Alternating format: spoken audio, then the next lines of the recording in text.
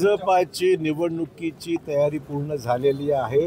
आज केंद्रीय कार्यालय जिथे निवडणूक फक्त एकच नाही आहे, नगरपालिका, जिल्हा परिषद, पंचायत समित्या, महापालिका या सगळ्या निवडणूक आणि पदवीधर सगळ्या निवडणुकीसाठी एक केंद्रीय स्थान राहणार आहे आणि त्यामुळे याचं आम्ही केंद्रीय कार्यालय म्हणून त्याचं परिवर्तन केलेलं आहे आणि आजपासून इथेच आमची सर्व चर्चा भेटीगाठी इथेच होणार आहे। आगामी निवडणुकांसाठी मित्र पक्षाची काही चर्चा वगैरे झाली? अद्याप नाही, त्यांची तयारी असेल तर आम्ही चर्चेला तयार आहोत।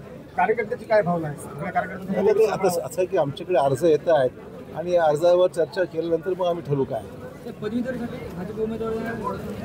पदवीधरसाठी प्रदेश पातळीवर निर्णय झालेला की लढवायची जागा, त्यामुळे आम्हाला जे काही आदेश मुख्यमंत्री आणि प्रदेश अध्यक्षांनी दिलेत त्याप्रमाणे नोंदणी आम्ही सुरू केलेली आहे। आम्ही कुठल्याही निर्णयापर्यंत अद्याप पोहोचलेलो नाही आहे। मला खात्री आहे की ज्या पद्धतीने मेहनत आम्ही करतोय, लोकांचा प्रतिसाद ज्या पद्धतीने आम्हाला आहे, त्यामधून नांदेड जिल्ह्यामध्ये भाजप हा सर्वात मोठा पक्ष यशस्वी ठरणार आहे। साहेब, पहिल्यांदाच विधानसभेत जे आमदार निवडून गेलेले आहेत त्यांना 54 आमदारांना 5 कोटीचा निधी देण्यात आलेला आहे। स्थानिक स्वराज्याच्या पार्श्वभूमीवर मोर्चे बांधणी असल्याची टीका विरोधकांकडून होते। नाही, मोर्चे बांधणी त्या निवडणुकीसाठी नाहीच आहे। एरवी पैशाची अडचणी आहेत, परंतु पहिल्यांदा जे आमदार निवडून आलेले आहेत त्यांना सुरुवातच त्यांची आहे, त्यामुळे त्यांना काहीतरी सुरुवातीला विकास कामाला निधी मिळाला पाहिजे या हेतूने तो निर्णय घेणं भाग्य सर्व कालांतराने सर्वांनाच निधी मिळणार आहे।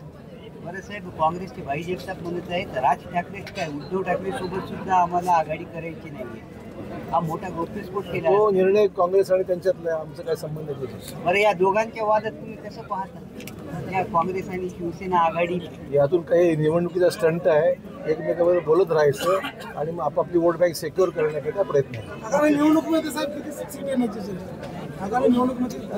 अजून याद्याचेच प्रोसेस सुरू आहे, इतकं लोक तुम्हाला काय सांगा, बहुमत येईल आमचं।